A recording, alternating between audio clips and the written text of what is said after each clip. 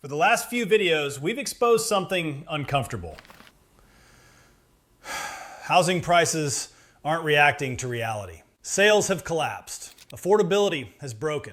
Listings sit longer, yet prices barely move. So the question everyone keeps asking is, what actually forces a housing market reset? Not rumors, not vibes, not wishful thinking. Real resets only happen when very specific forces collide. And today, I want to walk you through exactly what those forces are, how they've worked in every major housing cycle, and why none of them are about waiting long enough. Because housing markets don't correct when people want them to.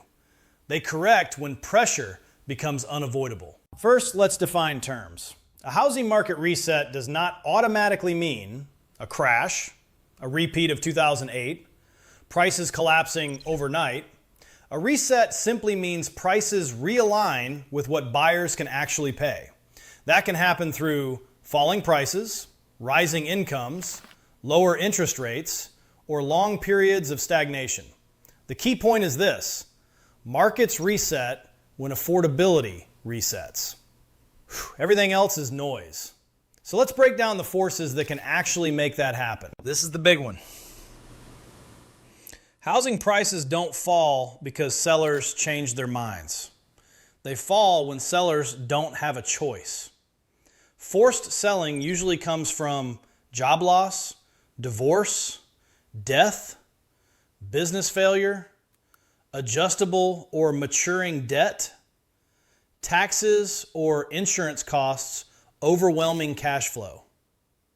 Right now, most homeowners are insulated. They have low fixed rate mortgages, stable payments, no urgency to move. That's why prices are sticky. But forced selling doesn't arrive all at once. It creeps in through the edges of the economy. When unemployment rises, even modestly, when layoffs cluster in certain industries, when small business owners lose income, that's when inventory that must sell starts appearing. Not all homes, just enough to change the psychology. Resets don't start everywhere. They start locally, then spread. This one is quieter, but just as powerful. Housing isn't bought with cash. It's bought with credit availability. When banks tighten, fewer buyers qualify. Loan sizes shrink. Appraisals get stricter. Risk tolerance drops.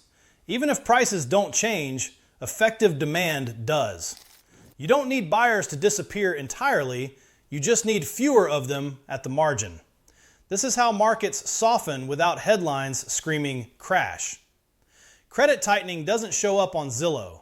It shows up in denial letters. Historically, housing turns after lending standards tighten, not before. Investors behave very differently than families. Families buy because they need shelter. Investors buy because the math works.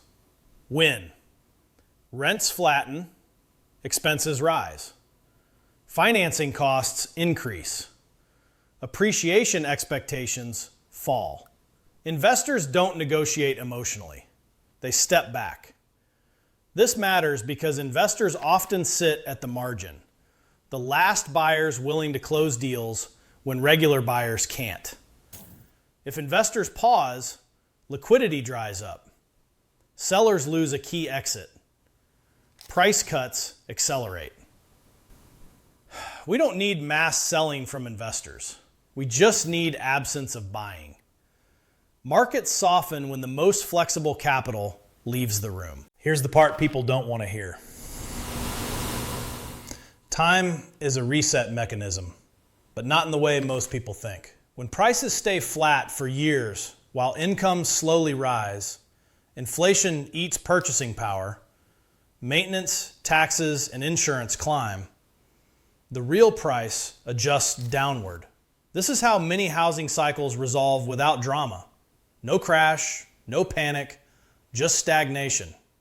But stagnation still hurts. Sellers lose opportunity. Investors lose momentum. Mobility collapses. Time doesn't fix housing fast. It erodes it slowly. That's why long freezes feel stable until suddenly they're not. This is the final trigger and the hardest to predict. Markets don't turn when data turns. They turn when belief turns. When enough people stop believing. Prices always go up. Waiting always pays off. Someone else will buy. Sellers shift from optimism to urgency. This is when price cuts accelerate, listings pile up, buyers regain leverage. Psychology doesn't unwind gradually. It snaps. Every major housing reset has involved a narrative break, not just an economic one. So why hasn't it happened yet? Because three forces are delaying it. Ultra low locked-in mortgages, low unemployment, homeowners with strong balance sheets. These act like shock absorbers.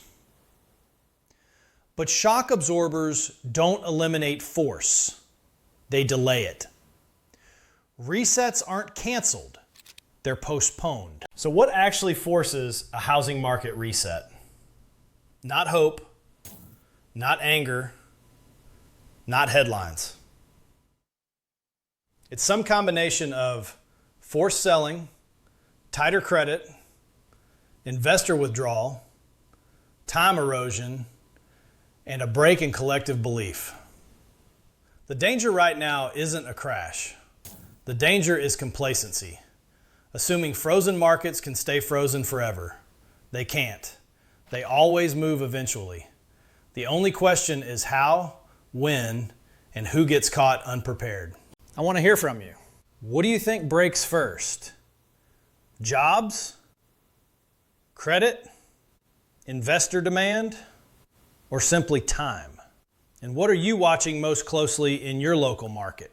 Drop your thoughts in the comments. I read every single one.